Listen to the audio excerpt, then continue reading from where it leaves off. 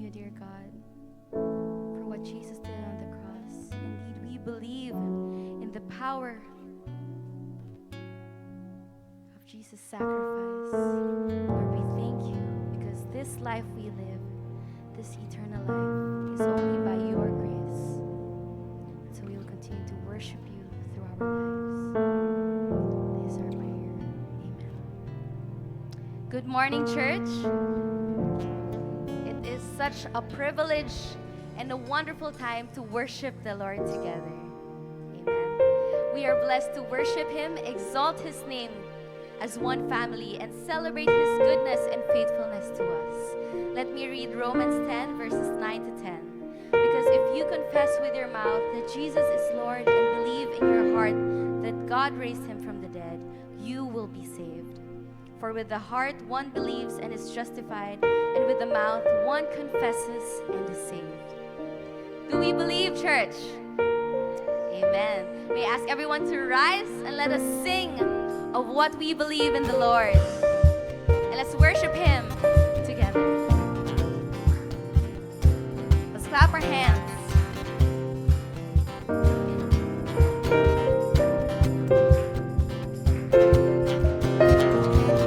Through you I can do anything. I can do all things, 'cause it's you who gives me strength. Nothing is impossible through you. Blind eyes are open, strongholds are broken. I am living by faith.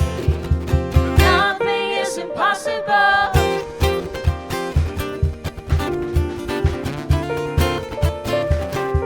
Oh, nothing is impossible. Oh, I'm not gonna live by what I see. I'm not gonna live by what I see. I'm not gonna live by what I feel. Deep down, I know that you're here with me. I know that you can do anything. Through you, I can do anything. I can do all things, 'cause it's you who gives me strength. Nothing is impossible through you. Blind eyes are open, strongholds are broken. I am living by faith. Nothing is impossible.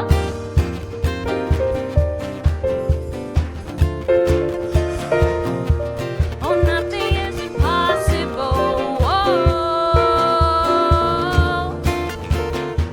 speak to every limitation. Speak to every limitation. Your victory is my declaration. Your victory is my declaration. The same power that raised you from the grave is in me, So I will give you praise. Through you, I can do anything. I can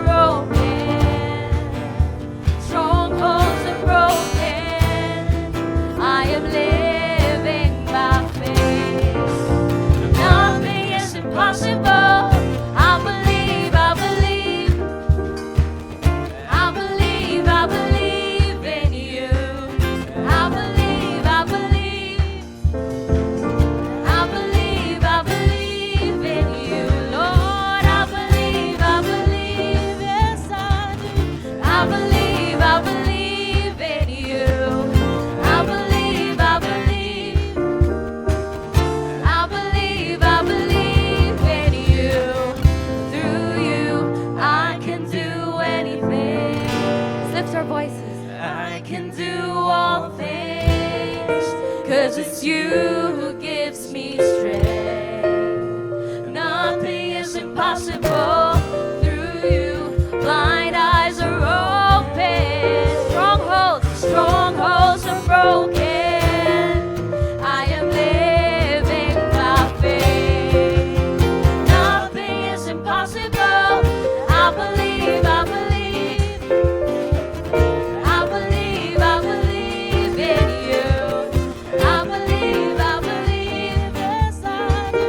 I believe, I believe in you. I believe, I believe, I believe. I believe, I believe in you. I believe, I believe. Yes, I do. I believe in you. Let's give a clap offering to our God. Indeed, our faith is rooted upon who our God is, the God of ages, who lives, heals, saves. He saves. God of ages, bringing glory. Lord, you are good. You are good. You are good. Son of righteousness, you are all I see. With all my heart, giver of life. Giver of life, hope for the lost is in you. And all of the earth shines with your light, your glory. We sing together. You are the God who lives. You are the God who heals. You are my hope, my everything.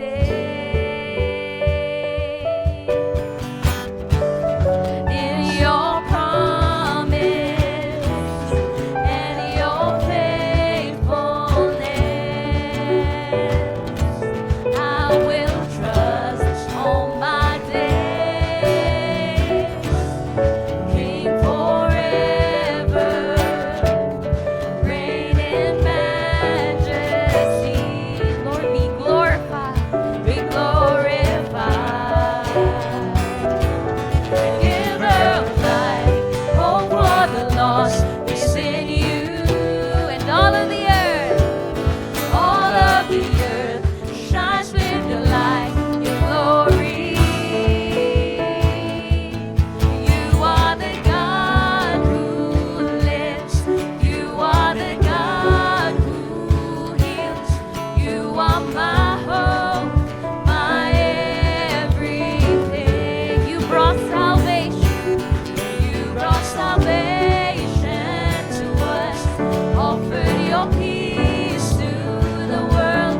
You are my Lord, my everything. So Lord, we trust you. I'll trust in you. I'll trust in you. I'll trust in you. With all my heart, I will trust. I'll trust in you. I'll trust in you. I'll trust in you. With all my heart. 'Cause you are the God who lives. You are the God who heals. You are my hope, my everything. Let's lift up our voices. You brought salvation to us, offered your peace to the world. You are my Lord, my everything. You are the God who lives.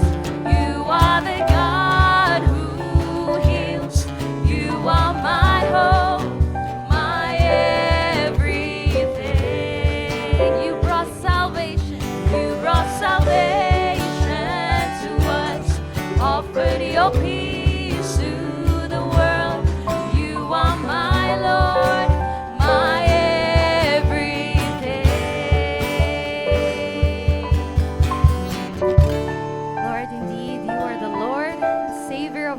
lives. Lord, we thank you that we get to experience this life in you. And Lord, we continue to worship you,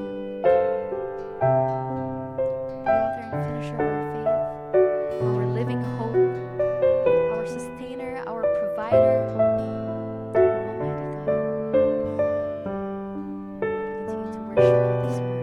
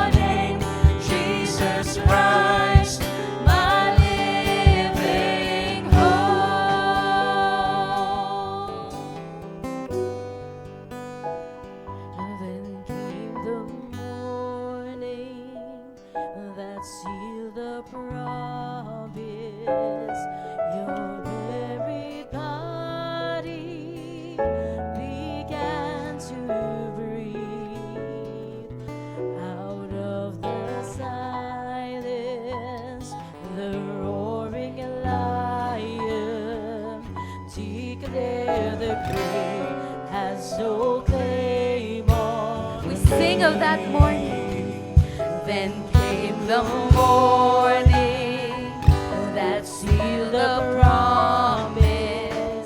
Your buried body began to breathe out of the silence.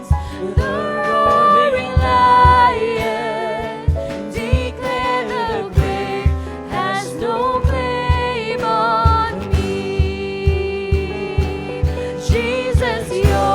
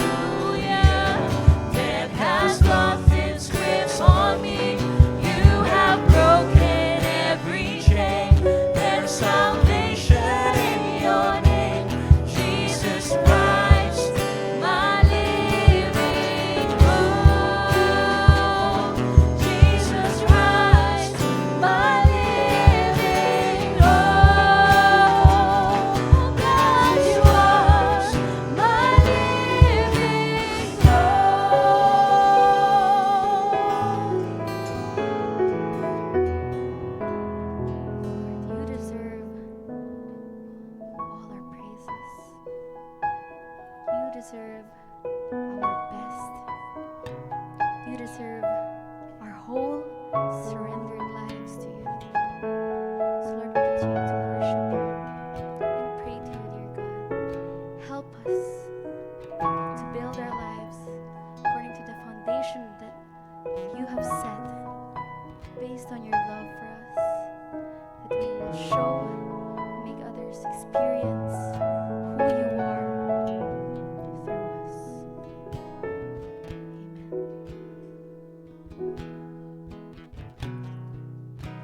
Worthy of every song we could ever sing, worthy of all the praise we could ever bring, worthy of every breath we could ever breathe. We live for you.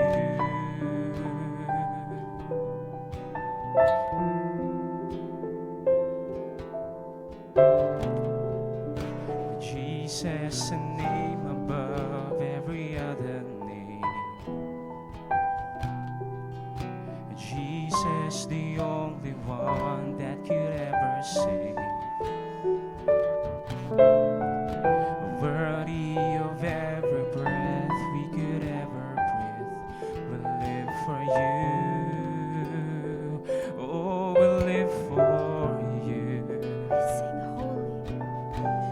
Holy, there is no one like you.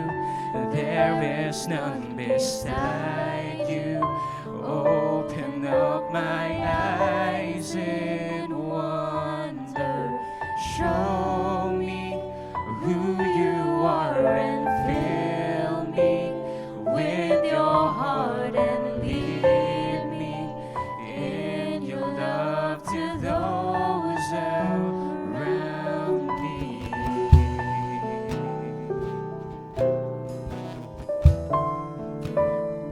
You are worthy, God. We sing together. Worthy of every song we could ever sing, worthy of all the praise we could ever bring, worthy of every breath we could ever breathe. We live for you. Oh, Jesus. Jesus, a name above every other name. Jesus. Jesus, the only one that could ever save. Worthy of every breath we could ever breathe. We live for you. Oh, we live for you. Oh, we live for you. And holy, there is no one like you. There is none beside you. Open up my eyes in wonder and show me who you are and fill me with your heart and lead me in your love to those around me. Lord, this is our prayer that we will build your lives on your foundation of love. And as you fill us with this love, this will overflow in how we treat people, how we live our lives, talk to people, interact with people. Lord, help us to be good testimonies of your goodness and faithfulness. Lord, may people see that in us because you are with us.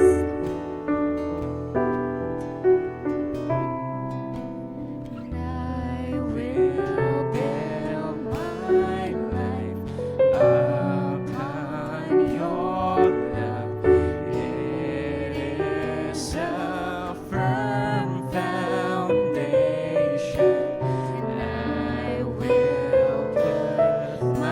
my trust in you alone, and I will not be shaken. I will build my life upon your love.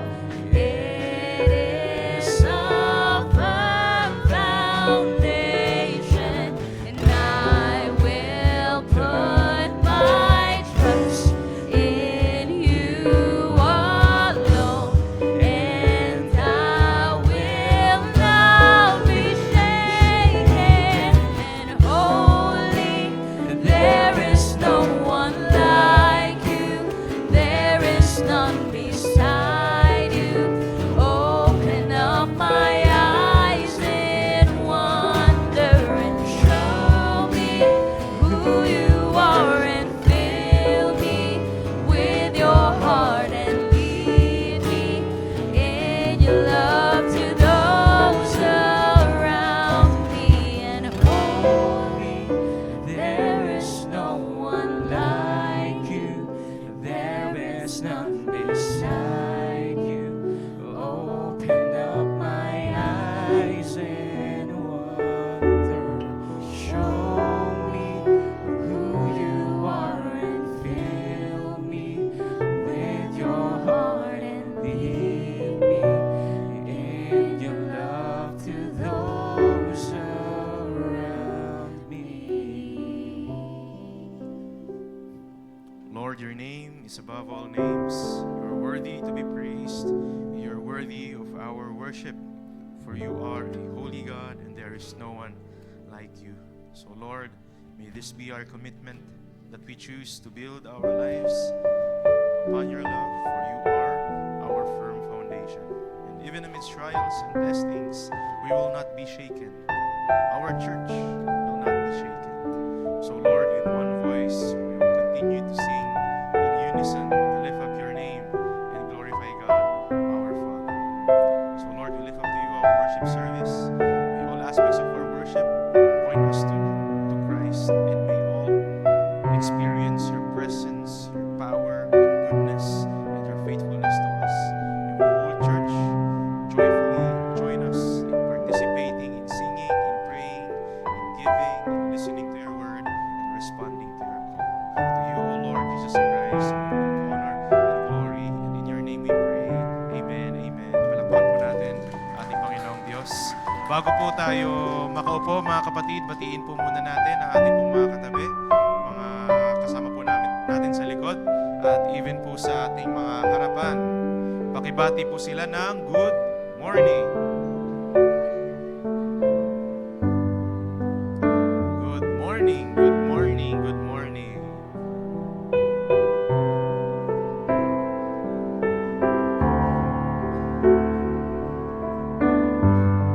Okay, sige ho.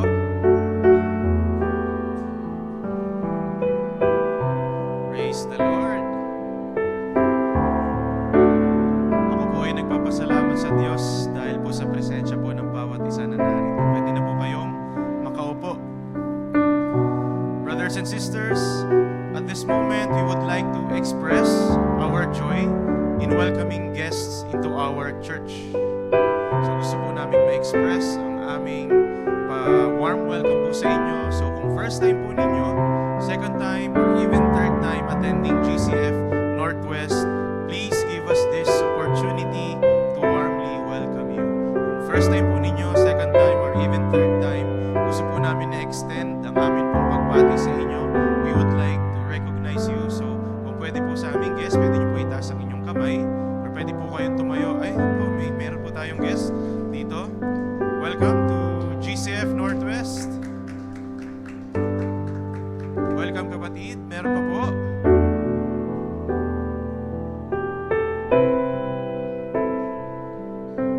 Praise the Lord, praise the Lord. We just want to affirm you, brother.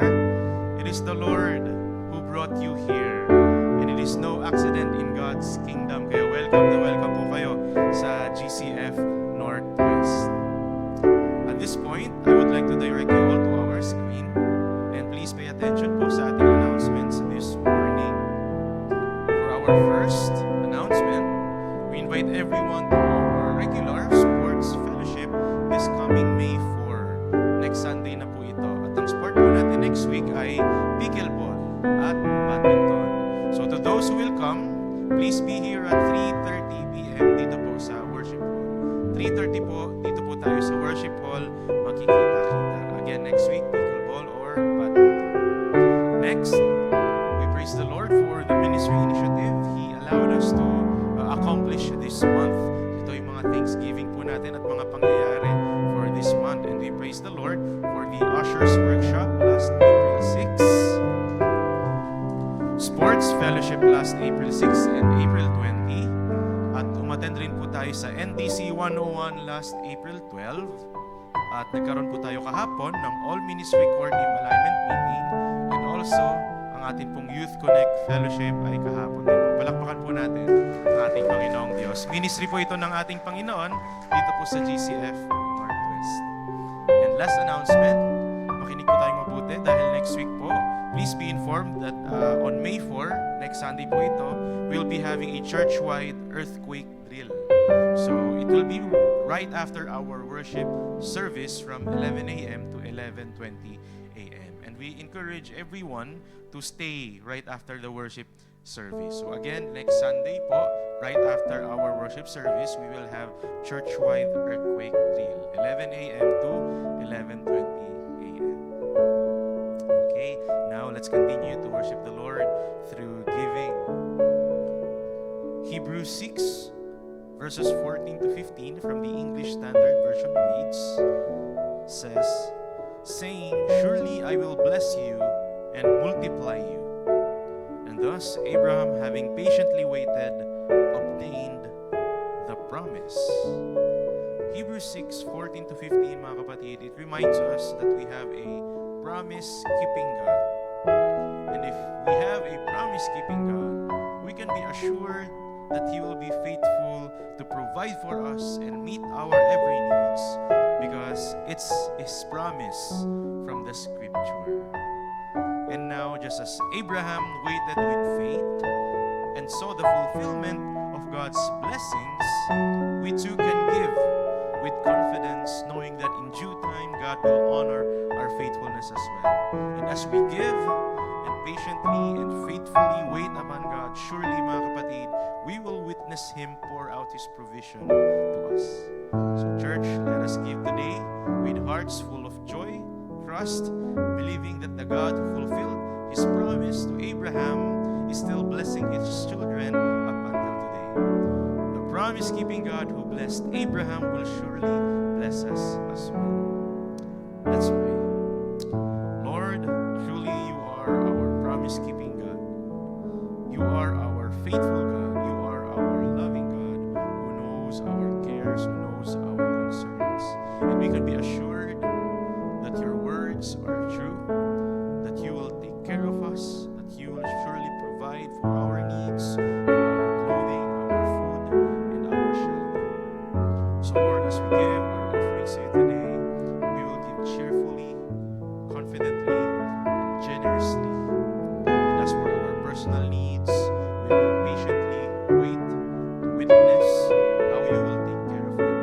Because Lord, again, You are our promise keeper. So Lord, may we be pleased in our simple offering. All these things we pray in Jesus' name. Amen. The bank details will be flashed on screen, and you may transfer to our other bank accounts flashed on the screen, as well as the QR codes, or you may use the envelopes as needed at the foyer, or from our giving boxes, which have designated slots at the bottom of envelopes. We encourage you to give in whichever way comfortable, most convenient for you. And you may now give your tithes and offerings to the Lord.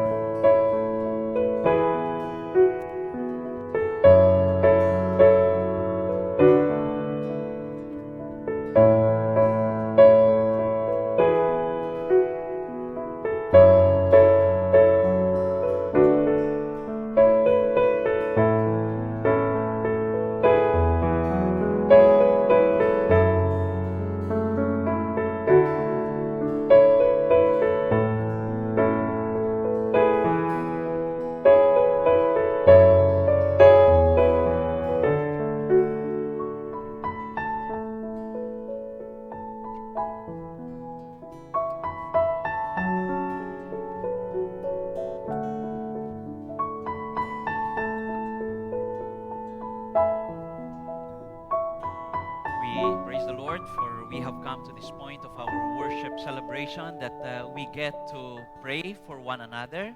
We get to pray with you in our worship hall this time. So if you have come here with a burden in your heart, you would like to ask the Lord for blessing, guidance, and wisdom, this is the time that our leaders are ready to pray for you and pray with you. So if you would like to be prayed for by one of our leaders, please just stand where you are and move to the aisle closest to you so that one of our leaders will approach you and pray for you. So share immediately your prayer concerns, or even if you would like to thank the Lord for a milestone, for a blessing, we would like also to rejoice with you. So please stand where you are so that one of our leaders will see you and approach you and pray with you. Meron po ba? Huwag po kayo mahiya. This is our family time, and we just would like to minister to you at this point in our worship celebration. Meron pa po ba? Sige po. For those who are seated, take this time to continue to reflect on the goodness of the Lord in your life. If you have some very personal prayer and request to the Lord for you personally, or even for your loved ones, please take this time to commune with the Lord silently also where you're seated, so that we can commune with the Lord. And after a couple of minutes, I'll be closing this segment of our worship in prayer also.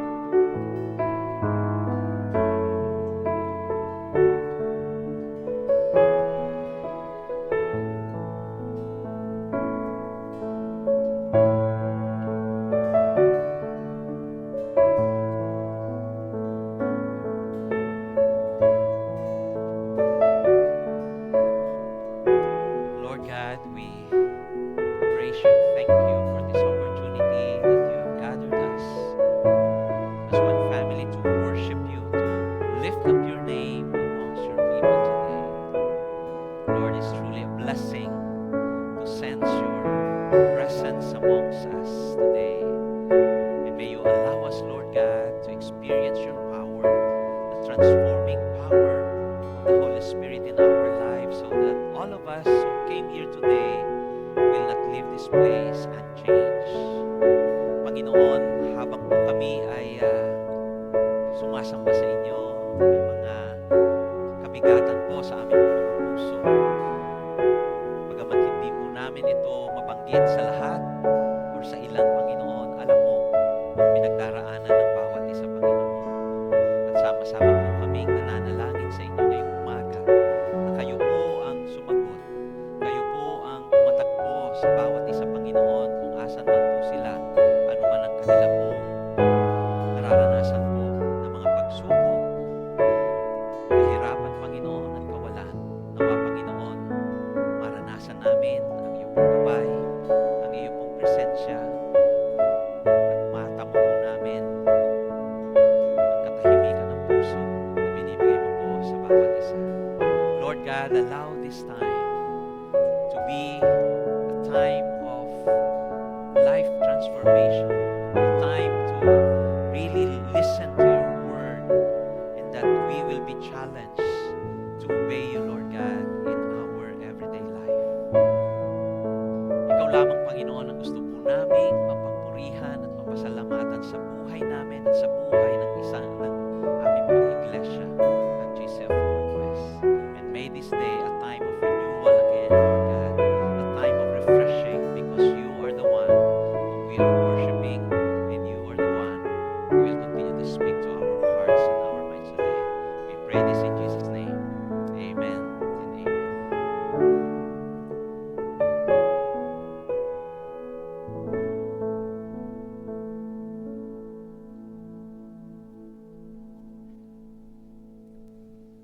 Good morning. In reverence to the reading of God's Word, let's all rise. Our scripture for today is found in Hebrews chapter 6, verses 9 to 12 from the English Standard Version. Let's all read together. Though we speak in this way, yet in your case, beloved, we feel sure of better things, things that belong to salvation. For God is not unjust so as to overlook your work and the love that you have shown for His name in serving the saints, as you still do. And we desire each one of you to show the same earnestness, to have the full assurance to hope until the end, so that you may not be sluggish, but imitators of those who through faith and patience inherit the promises. May the Lord bless the reading of His Word. You may now take your seats. Let us prepare our hearts and minds as we listen to God's Word this morning.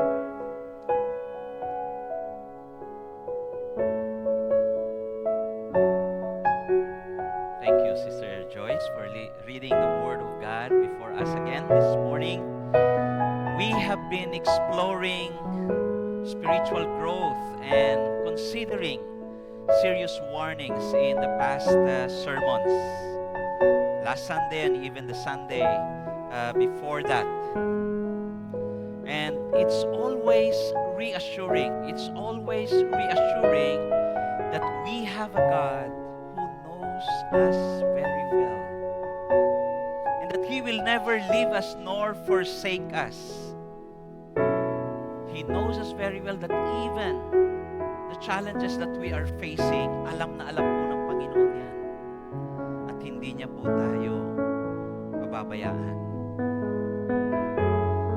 As we continue to grow, there will be challenges. There will be hindrances that we will encounter. Sabi ko nga po, hindi po madali, hindi po automatic. Kaya po, bago po natin tunghayan po ang salita po ng Panginoon ngayong umaga, I would like us to just take a look at the important truths that we have learned last Sunday, and by God's grace, we will be able to connect them to our sermon this morning. The first truth that I would like for us to be reminded of is the first lesson, that a person who truly repents from sin and believes or puts faith in Jesus is totally forgiven from all sins and is saved for eternity. He will not lose his or her salvation, but encouraged to continue to grow into maturity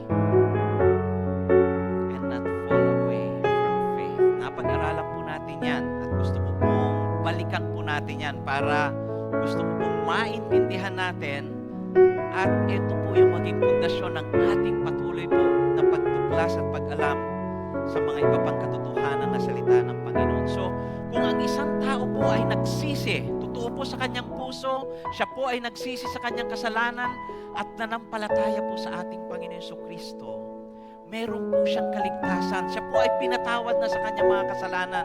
At yung kaligtasan po na binigay ng Panginoon, ito po ay for eternity. Hindi lamang for our lifetime.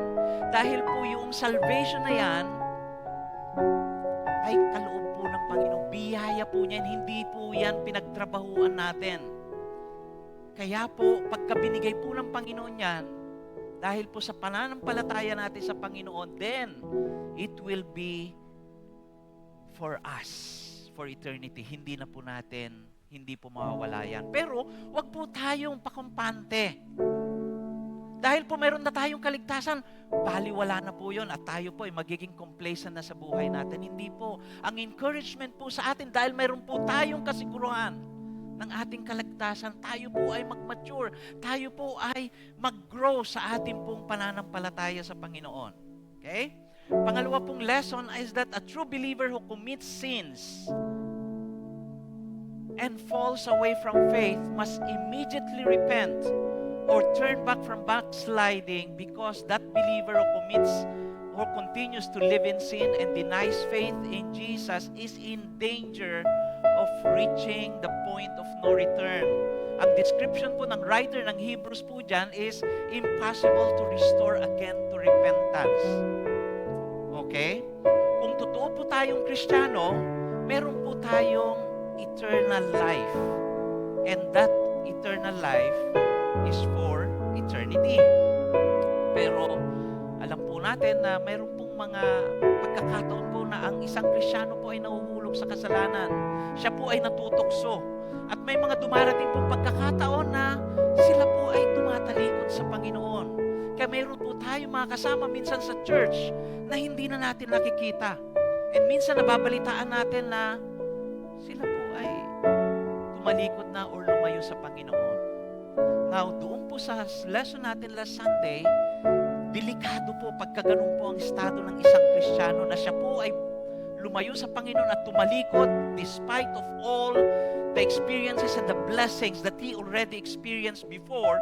Tumalikod po siya at lumayo. Meron pong darating ng pagkakataon kung hindi po siya kaagad mag-repent, hindi po siya bumalik sa Panginoon, hindi na po siya makakabalik. Kaya makikita po natin may mga ginajudge po ang Panginoon. Hindi na po sila nakakapag-repent. Minsan may pagkakataon na sila po ay pauwi na ng Panginoon kaagad sa kanyang presensya kaysa magkalat pa ng lagim dito po sa lupa. So hindi po natin alam kung hanggang saan po yung grace ni God na yon. Kaya po, habang nadarama po natin ang conviction ng Holy Spirit sa atin, kung tayo man ay nalayo, tayo man po ay bumagsak sa kasalanan, mag-repent po kaagad tayo. Tayo po ay bumalik kaagad sa Panginoon. Yung repentance po na binabanggit yan ay repentance po ng isang Kristiyano para talikuran yung buhay ng kasalanan at pagtalikod sa Panginoon, kundi siya po ay bumalik at sumunod sa ating Diyos. Hindi po yan yung repentance para po siya ay maligtas. Dahil napag-aralan natin, yung passage na ito po ay tinutukoy po nito mga Kristiyano. So yung binabanggit na repentance dito ay yung isang Kristiyano na lumayo sa Panginoon, siya po ay bumaliktad at bumalik sa Panginoon. Yan po yung repentance na tinutukoy po rito. Pangatlo pong lesson na nating napag-aralan last time is that genuine Christians who fall away from faith will not lose their salvation but will not experience the joy, the blessings of being a believer, and will surely suffer loss and rewards when they go to heaven. Pagka tayo po ay Kristiyanong totoo at hindi po tayo sumusunod sa Panginoon, tayo po ay nagpapatuloy sa buhay ng kasalanan, wala po yung joy. And we will lose a lot of salvation and a lot of blessings. We will lose the experiences of God's continuing power and blessings po sa buhay natin dito po. Pero meron din po sinasabi ang kasulatan na even sa langit, pagka tayo po ay namumuhay ng hindi tama sa Panginoon, habang nandito po tayo, mawawala po yung mga rewards na pwede po nating matamo at matanggap po mula po sa Panginoon. Yan po yung mga katotohanan na ating pong napag-aralan last Sunday. Today, our passage tells us that better things are sure and certain to those whose faith is truly in God, and to those who are faithfully holding on to His promises. Okay? These Christians are truly becoming credible believers. Let's pause for a while in a word of prayer. Lord, will you continue to speak to our hearts? Enlighten us, Lord God. Ikaw po magturo po sa amin ng mga dakila pong katotohanan po na pag-aaralan po namin ngayong umaga. Ito po ang aming dalangin sa pangalan ni Jesus. Amen. I entitled our sermon today, Becoming Credible Believers, based on Hebrews chapter 6, verses 9 to 12. And that is my prayer, that as we continue to grow in our relationship with God, we become credible believers. What do I mean by that? We become a blessing to other people. That the Lord will use our lives to inspire others to follow Christ. Yan po yung gusto ko po at panalangin ko po sa atin lahat. Hindi lamang po para po maiwasan natin yung mga dangers. Hindi po tayo lumayo sa Panginoon, kundi tayo po ay maging blessing, maging maganda pong patutuo sa ibang mga tao. Para po pagka nakita po nila yung buhay mo, buhay ko, sumusunod sa ating Panginoon at tayo po ay naglilingkod ng tapat, sila rin po ay ma-inspire. Sila rin po ay ma-encourage to follow our God, to follow Jesus.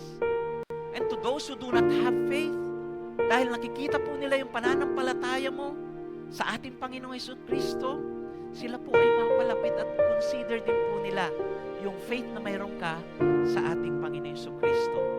I will be highlighting three foundational truths based on our passage so that we become credible believers, not just today but for the rest of our lives. So number one, yan po yung main lesson. Credible believers are assured of their salvation, serving other people, and persevering in faith. Yan po yung main lesson po natin. So that we can have that, let's look at the first foundational truth. Believers have an assurance from God. Meron po tayong kasiguruhan. We have an assurance of salvation from God. This is what the writer of Hebrews wrote to the believers in Israel during the time, the Hebrew Christians. Sabi po sa verse 9, though we speak this way, yung pong strong warning po niya in the previous sermon, last Sunday, in the previous passages, those who are not here, pwede po niyong balikan po yan, basahin po niya. So, maski ganun po siya kay strong, sabi niya, although we speak in this way, yet in your case, napakasarap pong pakinggan. Matindi po yung warning, pero in your case, sabi niya po rito, beloved, we feel sure of better things. Things that belong to salvation. So yung mga dinidescribe niya na dangers, hindi kayo yan. You are much better. Your condition is far, far better.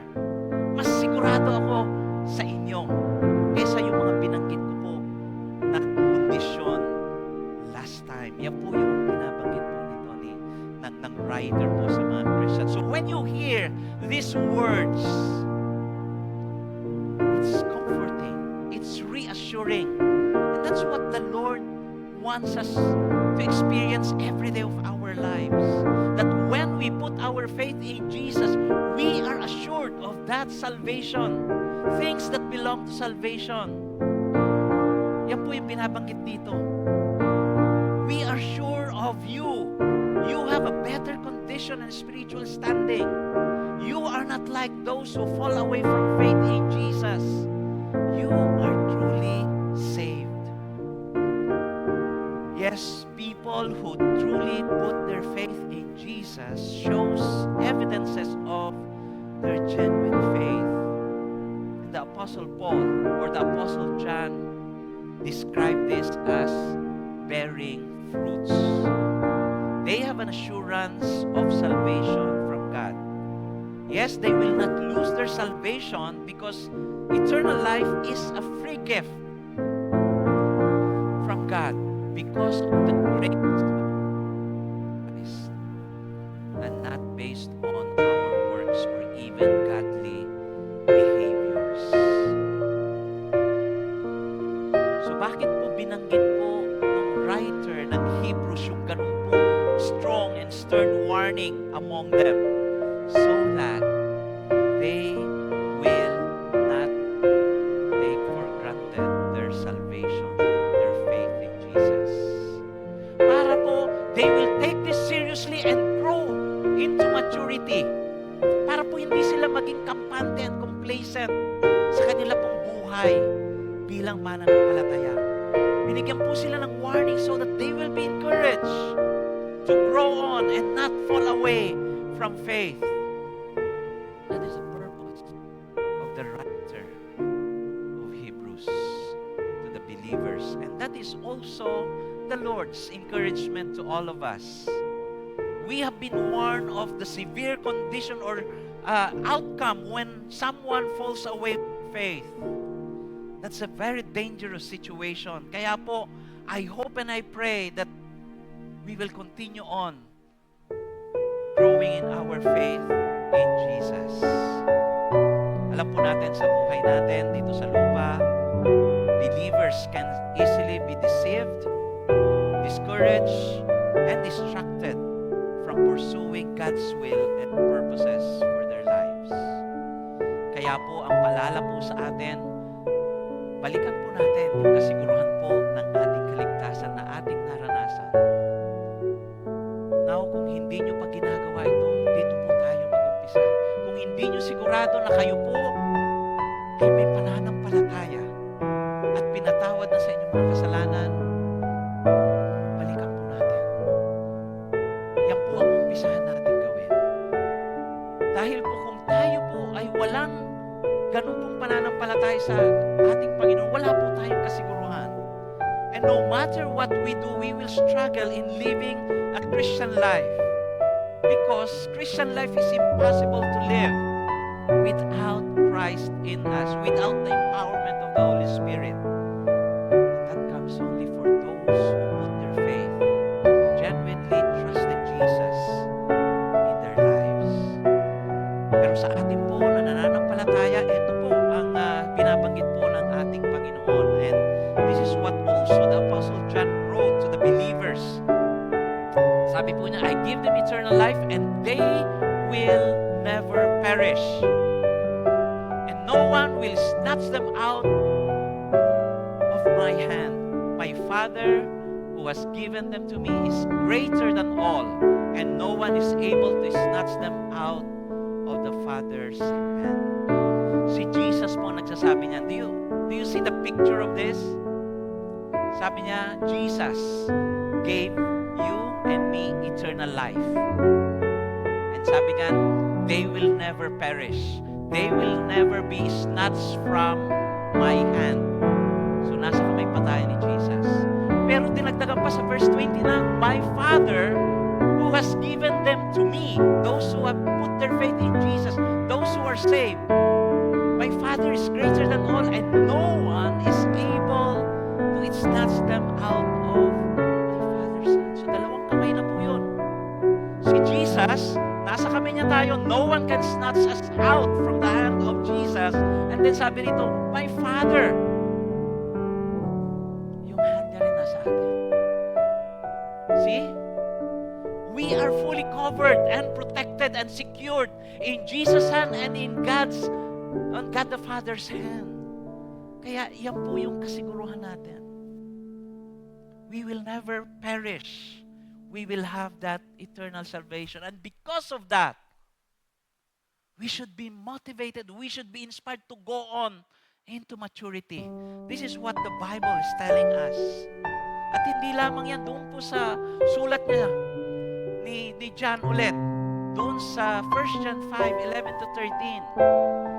Sabi niya, and this is the testimony. Ito yung katibayan. That God has given us eternal life. And this life is in His hand, in His Son. Whoever has the Son has life. Whoever does not have the Son of God does not have life.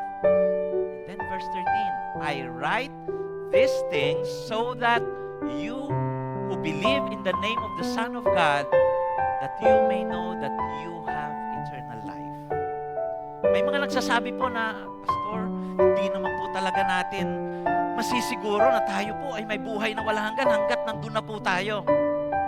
Diba? Sino nakarinig yung ganong statements? May mga nagsasabi, wala pa naman pong galing sa heaven at bumalik at sinabi niya na totoo yun. Well, Jesus said it. And that settled it. Naniniwala po ako doon sa sinabi ni Jesus.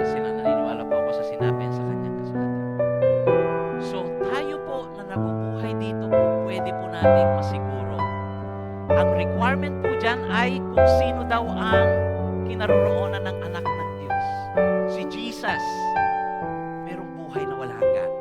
Kung may Jesus ka sa buhay, meron kang eternal life. And sabi ni John, isinulat ko to sa inyo na nananampalataya sa pangalan ng ating Panginoon para malaman ninyo so that you will be assured that you have indeed eternal life. Yan po yung binabanggit po dito sa salita po ng Panginoon. So believers have an assurance of eternal life, of salvation from God. Yan po ang katotohanan na gusto ko pong maintindihan natin para po tayo ay makapag-move on, makapag-step up sa ating buhay, spiritual at pagsunod sa ating Panginoon. Meron po tayo kasiguran po ng buhay. Di ba nakakatuwa po yun? Sa sitwasyon po natin sa buhay na ang dami po mga uncertain, hindi po natin alam kung ano mangyayari bukas. Hindi ko po alam kung yung mga iboboto ko po sa next election ay mananalo. Hindi ko po alam kung ano po mangyayari sa ekonomiya natin. Matitikman ko po yung 20 pesos na rice. Ito po ba ay totoong para sa mga hayop at hindi sa tao? Diba? Ang dami po mga ganyang nangyayari po sa atin. Pero whatever it is, ano man po yung haharapin natin sa kinabukasan, ano man po mangyayari sa politika natin, I would like us to understand, my family and friends, if you have Jesus in your heart, you will be saved. You are saved and you will be protected for eternity in your life in God. Wala pong pwede pong sumira sa inyo at humadlang po sa pagsunod sa Panginoon at paglago. That is my prayer. God is totally faithful and He will always be true to His promises. Yan po yung pwede po nating panghawakan. Credibility begins with a genuine assurance of salvation from God. The second foundational truth for us this morning is that believers have an approval from God. We don't just receive or understood the assurance of salvation, but we have also an approval from God. Verse 10 reads, "For God is not unjust, so as to overlook your work and the love that you have shown for His name in serving the saints, as you still do." Napakaganda pong katotohanan ngayong umaga. We have an assurance from God, and if you are faithfully obeying God, serving people for His name, ang inassure po ng writer, God is not unjust. Hindi po siya unfair. Hindi niya po ma-overlook yung ginagawa mo, kaibigan, kapatid, para sa Kanya. That is a wonderful approval from God. That is our joy, that whatever we are doing, because we are doing this for God, our love, our service, our ministry, sabi rito, God will not overlook that. God will not overlook. Alam niya ang puso mo. Alam niya kung anong ginagawa mo para sa Kanya. Yung pag-ibig mo, yung mga ginagawa mong ministry, yung trabaho mo na ino-offer sa Panginoon. Hindi po unfair ang ating Diyos. Siya po ay just. Siya po ay righteous. At alam niya po yung ginagawa mo para sa Kanya. Kaya yan po yung approval na po pwede po nating paniwalaan at panghawakan po sa buhay natin. As long as we are obeying God, we are faithful, we are serving and showing our love for the saints in the name of our Lord Jesus Christ, God will not overlook that. He is just. At ito rin ang binanggit ni Apostle Paul sa Colossians 3:23 and 24. Whatever you do, work heartily as for the Lord and not for men, knowing that the Lord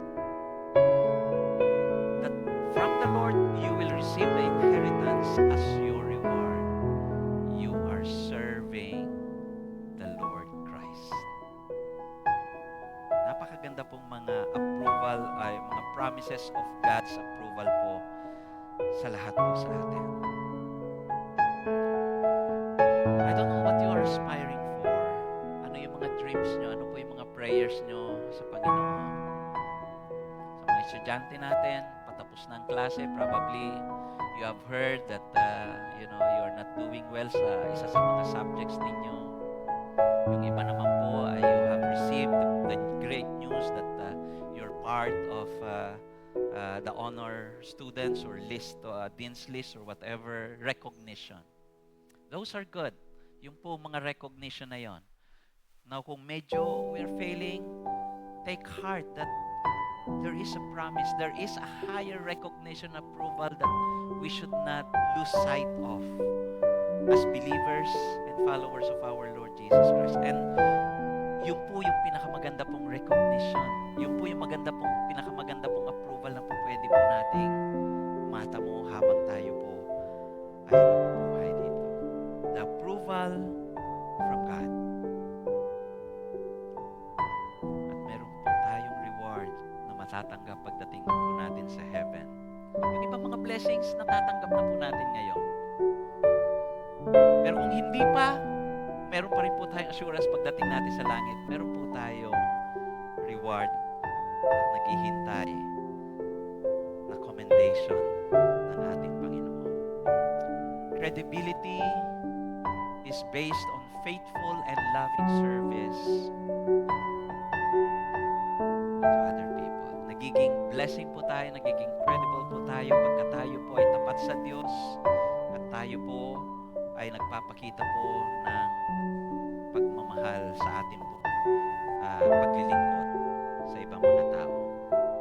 Again, the main lesson is that credible believers are assured of their salvation, serving other people, and persevering in faith. Yan. Panghuli at pangatlong katotohanan. Uy, parang madali ang ating pag-aaral ngayon sa last Sunday. Ano po? The third foundational truth is that believers have an aspiration from God. Believers have an aspiration from God. Basahin po natin yung verses 11 and 12. Sabi po dyan, and we desire each one of you to show the same earnestness, to have the full assurance of hope until the end. Verse 12, so that you may not be sluggish, but imitators of those who through faith and patience inherit the promises. Ano pong binabanggit po ng writer po ng Hebrews para po sa mga Kristiyano noon and even po sa atin po rito? Ang sabi niya, ang desire ko, ang prayer ko para sa inyo ay magkaroon ng ganun. The same earnestness, passion, the same desire, the same objective, because of the full assurance of hope until the end. Huwag po tayong, sabi rito, sluggish. Medyo masakit po ito pagka tinagalog po natin. Pero huwag po tayong maging slow. Huwag po tayong medyo pakampante.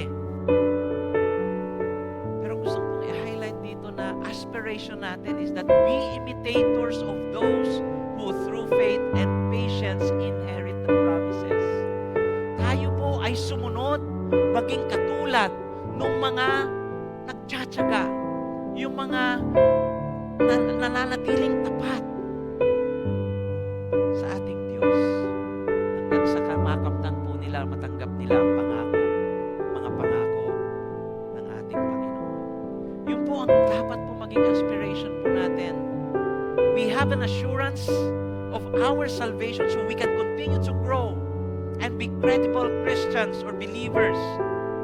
We had an approval from God so we can continue to serve with love in the name of our God.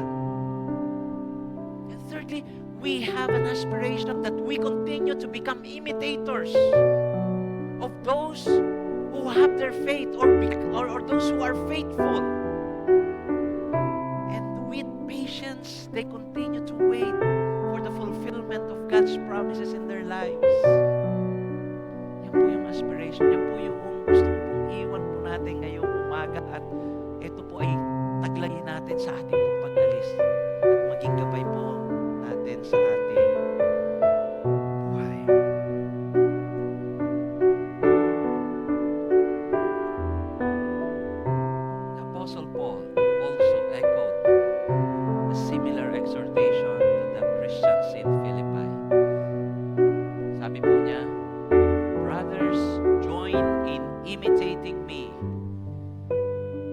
keep your eyes on those who walk according to the example you have in us. Very confident po si Apostle Paul in telling these truths and writing to the believers during that time. Join in imitating me and keep your eyes on those who walk according to the example that you have in us. Naintindihan po natin yung sense ng word ng Panginoon sa atin dito. As we continue to grow in our faith and become faithful in our walk with God, we come to a point that we will be credible and confident to tell other people also to join us. Imitate me as I imitate Christ. Mabigat po na invitation po yon para sa ating lahat. Pero that is a good aspiration that we can have in this life. As we are faithfully following God, serving people, pwede po rin natin banggitin at sabihin po na tularan niyo ako dahil si Kristo ang aking sinusunod. That's what this exhortation means. That is what the Apostle Paul encouraged the believers in Philippi during that time. Join in imitating me.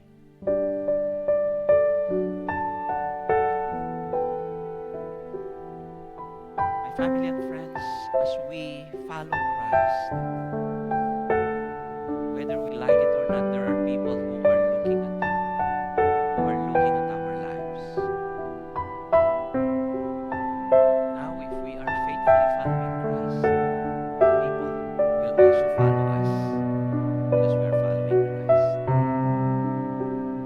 And by God's grace, the Lord will give us that confidence to tell them, follow me in imitating Christ, and let's follow and obey Jesus together as one family.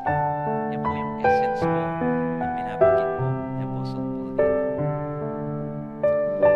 As I end, I became a believer po noong 1985, as you have known. Saan po ako naging Kristyano? Doon po sa inyo. Alam niyo po sa school po yan, noong 4th year high school po. And I remember that in our class Bible studies, there were more than 5 people who kasabay ko po na nag-express po ng faith kay Jesus that time sa aming po Bible study. Of course, yung Bible study leader po namin, Kristyano na po siya bago po siya na-meet sa high school. Pagkatapos po ng graduation, siya po ay nag-commit ng kanyang buhay to study the seminary and hindi na po siya nag-college sa ibang university or college at siya po ay dumiretso po sa seminary at nagpastor na po siya. And until recently, I got connected with him at nasa Vietnam na po pala siya at church plant at nagpapastor patuloy pa rin po. For all those years, huwag nyo na pong tanungin kung gaano po katagal yan, pero kung 1985 yan, do the math. One of our Bible study leaders also at that time continued in college, worked as a professional after graduation. However, his marriage failed because he had a relationship with a woman who was not the same faith as his.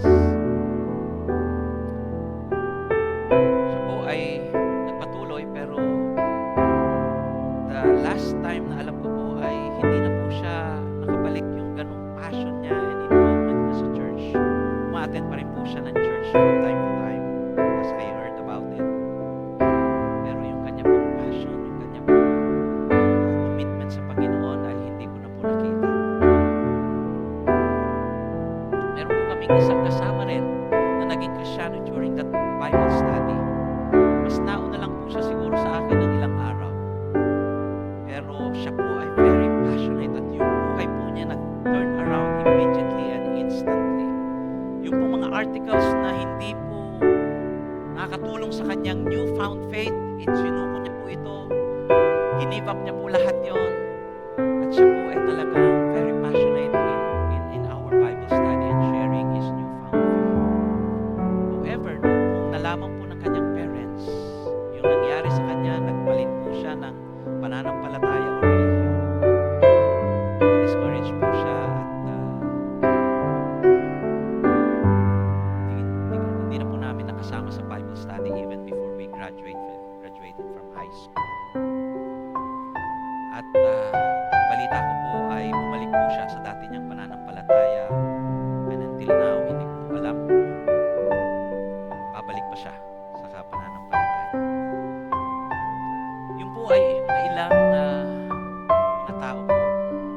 nakasama ko po sa journey ng pananampalataya.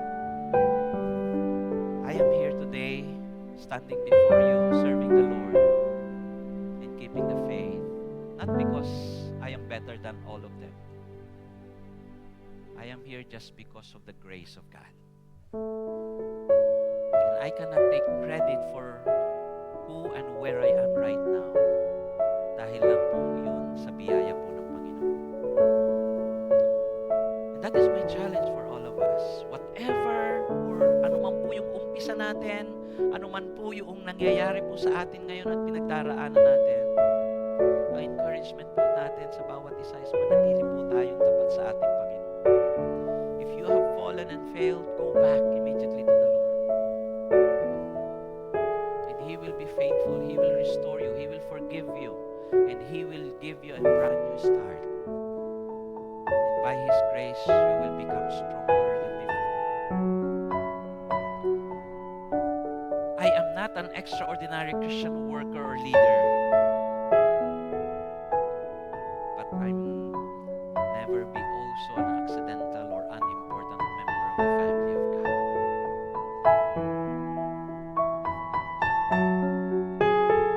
Sabi nga po namin sa leadership, we are not indispensable, but we are not disposable also. All of us have a part in the kingdom building of our God. We have a part in pursuing the mission and the vision that the Lord has given us.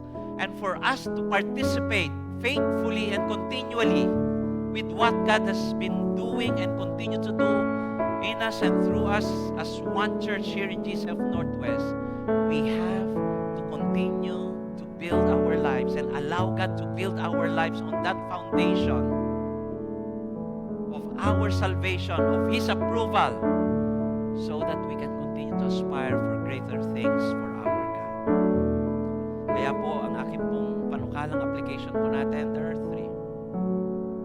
Be assured of your genuine salvation.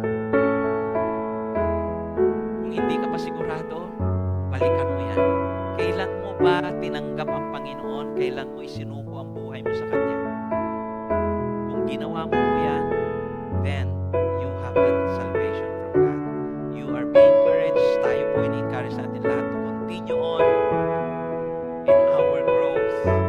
Continue investing in being equipped and being inspired from God's Word so that we can continue to grow.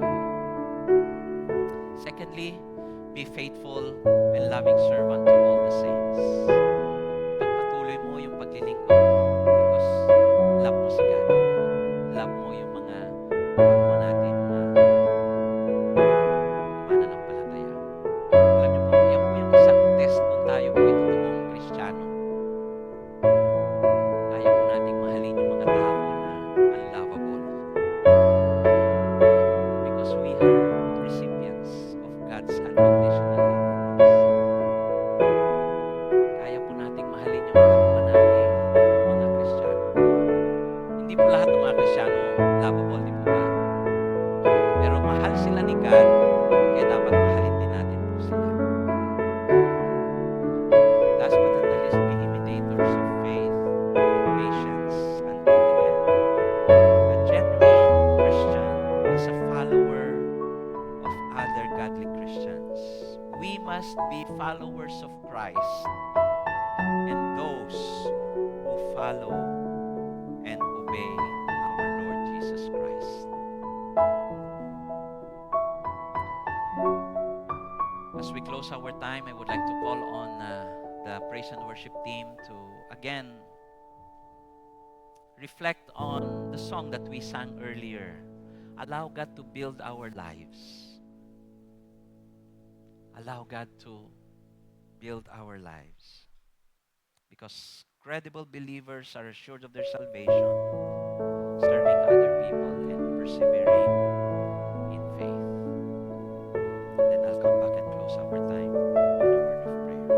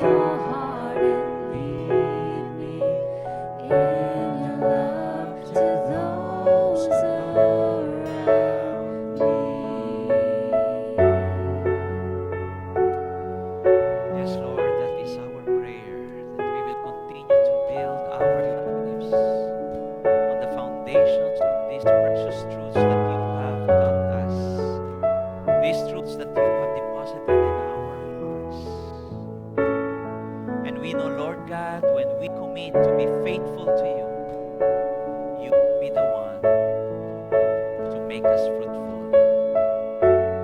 We pray, Father, that we continue to abide in our Lord Jesus Christ so that we will continue to bear fruits for Him and for your glory. Let's all stand as we close our time in prayer. Lord, you have blessed us today. Here are your people, Lord God, together as one family here in GCF Northwest. Allow these truths to take root in our hearts and our minds, Lord God, so that through this, with your grace and the empowerment of the Holy Spirit, we indeed continue to live our lives and be a blessing and credible believers to those people that are around us for your glory alone. In Jesus' name, amen and amen.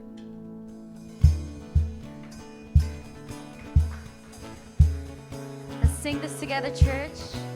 Let's sing of our God who lives, heals, and saves. You are the